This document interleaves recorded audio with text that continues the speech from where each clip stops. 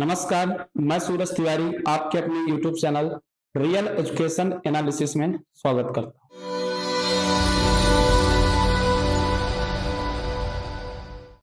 बच्चों, जैसे कि आपने पिछली क्लासों में मैंने आपको क्या पढ़ाया मैंने पढ़ाया आपको रासायनिक अपक्रिया के प्रकार में संयोजन अपक्रिया। बस इस क्लास में भी मैं आपको रासायनिक अपक्रिया का प्रकार पढ़ाऊंगा, लेकिन महत्वपूर्ण अपक्रिया वियोजन या अपघटन अपक्रिया जो परीक्षा में पूछता ही है। तो वीडियो में अगर नए हैं तो चैनल को सब्सक्राइब करिए, वीडियो को लाइक करिए और कमेंट बॉक्स में कमेंट भी करिए। अगर आपको समझ में आए तो, वरना मत करिएगा, कोई दिक्कत नहीं। अगर समझ में ना आए तो मत करिए, दबाव नहीं है, लेकिन अगर समझ में आए तो लाइक भी करिएगा, ठीक है। तो वियोजन या अपघटन अपक्रिया जिसे इंग्लिश में बोलते हैं डीकंपोजिशन रिएक्शन, मैंने अभी आपको पिछली वीडियो में क्या पढ़ाया? तो कॉम्बिनेशन रिएक्शन, संयोजन अपक्रिया। मैंने उसमें बताया कि जब दो अभिकारक आपस में मिलकर उत्पाद का निर्माण करते हैं, एकल उत्पाद, वो क्या है? आपका संयोजन है। वियोजन में सेम उल्टा है। वियोजन का मतलब होता है टूटना। वियोजन का मतलब होता है टूटना, जिसमें एकल अभिकारक, एक अभिकारक टूटकर दो या दो से अधिक उत्पाद का निर्माण करे। कहने का तात्पर्य है कि एक अभिकारक टूटकर दो या दो से अधिक उत्पाद बनाए, वियोजन है। अपघटन अपक्रिया है जब कोई अभिकारक, एकल अभिकारक टूटकर दो या दो से अधिक उत्पाद का निर्माण करे तो उसे क्या कहते हैं? वियोजन या अपघटन अपक्रिया। क्या कहते हैं? जब कोई एकल अभिकारक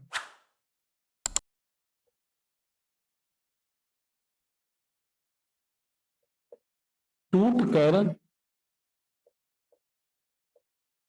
दो या दो से अधिक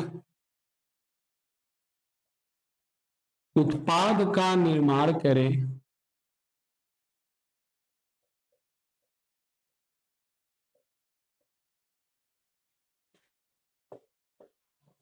क्या कहलाती है? आपकी वियोजन अपक्रिया कहलाती है।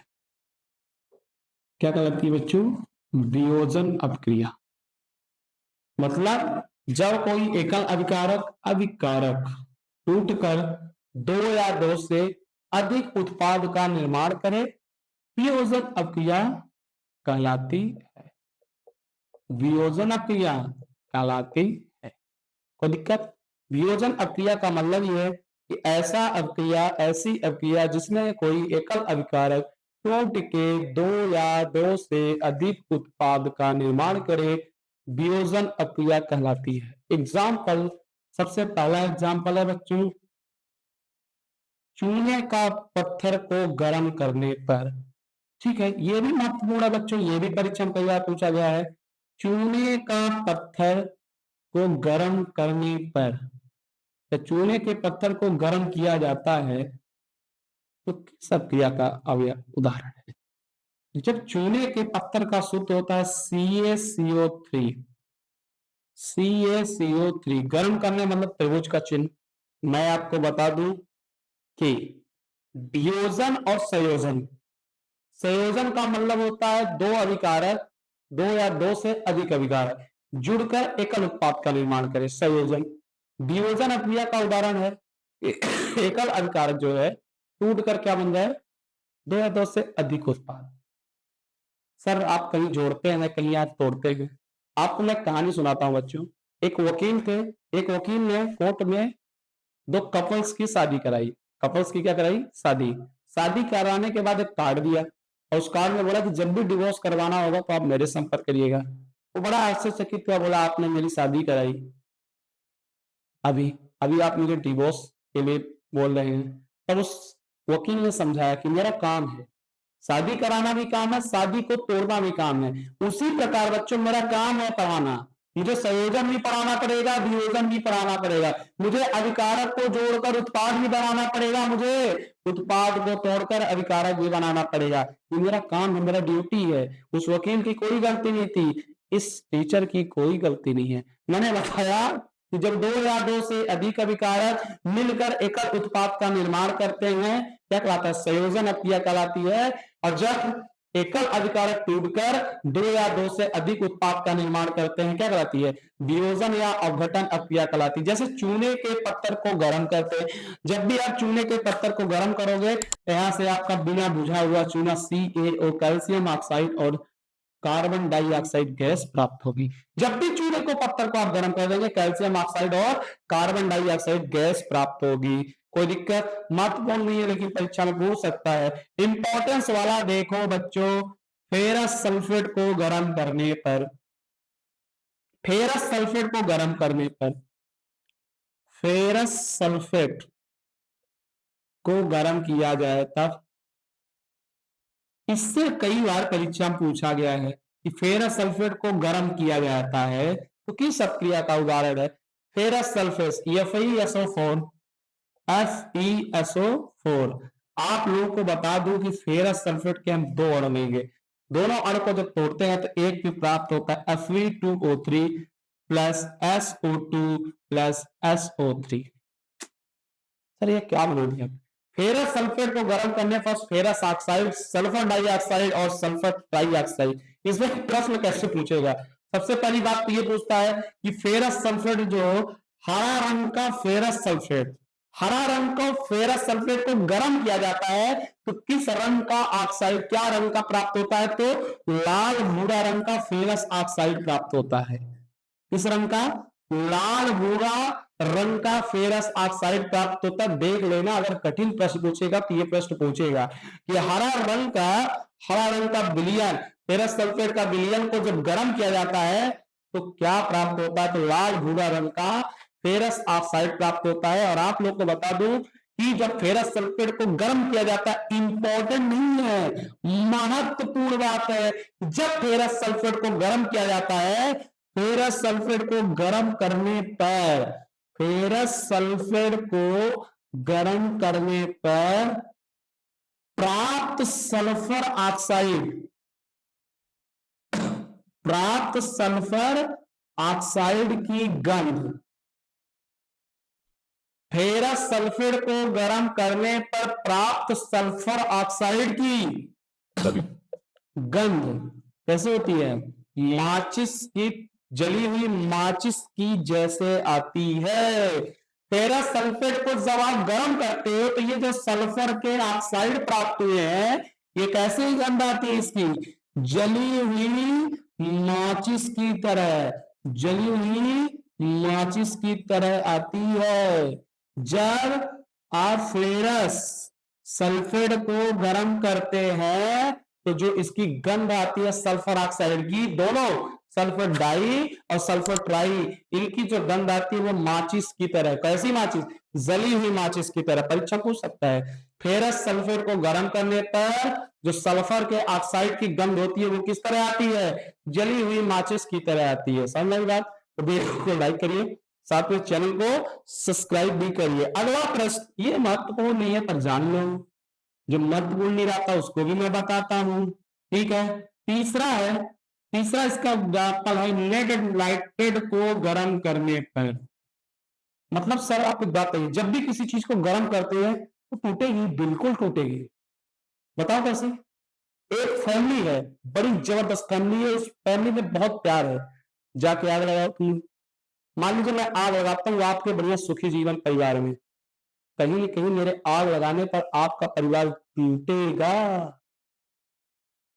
केमिस्ट्री ने ही सिखाया है बच्चों कि जब भी किसी को गर्म किया जाता है, आग लगाई जाती है, टूटता है।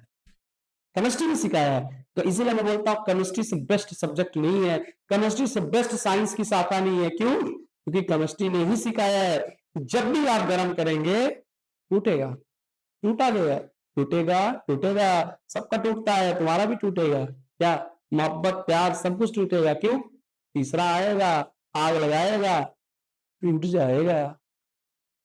लेड नाइट्रेट को गर्म करने पर, लेड नाइट्रेट को गर्म करने पर, चलिए लेड नाइट्रेट का सूत्र होता है PbNO3 का होल ट्वाइस, PbNO3 का होल ट्वाइस। कोई दिक्कत? लेड नाइट्रेट को जब गर्म किया जाता है बच्चों, सफेद रंग का होता है लेड नाइट्रेट। ध्यान रखिएगा, इसके दो अणु होंगे, ध्यान रखिएगा, दो अणु होंगे। तो एक प्राप्त होता है आपका lead oxide 2 PbO। Lead nitrate को गर्म करने पर PV oxide NO2 plus O2।